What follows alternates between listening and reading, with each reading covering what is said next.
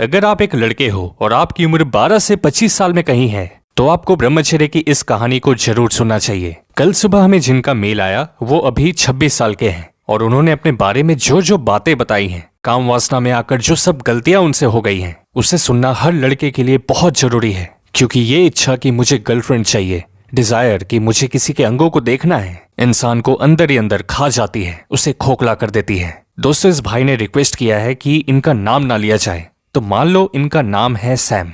Sam कहते हैं कि मुझे जितना अफसोस होता है अपनी किए पर, जितना मैं बुरा फील करता हूँ, ऐसी फीलिंग मेरे दुश्मन को भी ना हो। क्योंकि मेरे इन आदतों की वजह से मैंने अपने ही पिता को रोते देखा है और वो दृश्य मैं अपनी जिंदगी में कभी नहीं भुला सकता।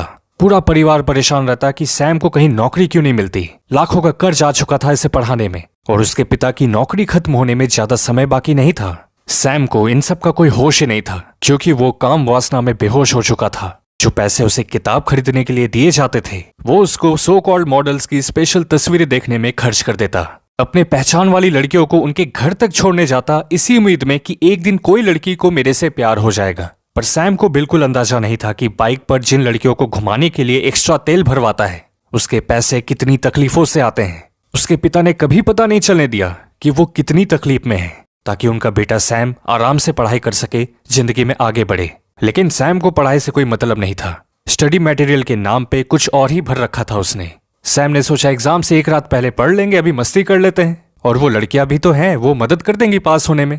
लेकिन सैम का सारा भ्रम टूट गया। एग्जाम से पहले एक लड़की ने उससे बात तक नहीं की। मदद करना तो बहुत दूर की बात है। सैटरडे वाली परीक्षा देने बैठा तो पेपर देखकर चौंक गया क्योंकि वो उस सब्जेक्ट को पढ़ रहा था पिछले दिन जिसका एग्जाम अगले मंडे होने वाला है। सैम किसी तरह पेपर कंप्लीट करके घर आ जाता है, लेकिन वो जानता था कि वो फेल होने वाला है। और ठीक ऐसा ही हुआ। साथ में वो सारी लड़कियां जिन्हें वो घर छोड़ने जाया करता था, उनके 90% से ज्यादा नंबर आए थे।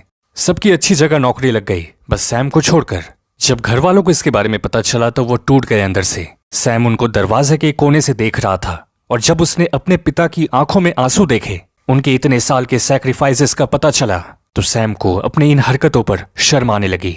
उसे एहसास हुआ मेरे माँ बाप एक दिन बहुत दूर चले जाएंगे और मैं उनके लिए कुछ भी नहीं कर पाऊंगा। इतने साल बर्बाद किए उन लड़कियों पर, इतने पैसे खर्च किए मांस के टुकड़े देखने के लिए।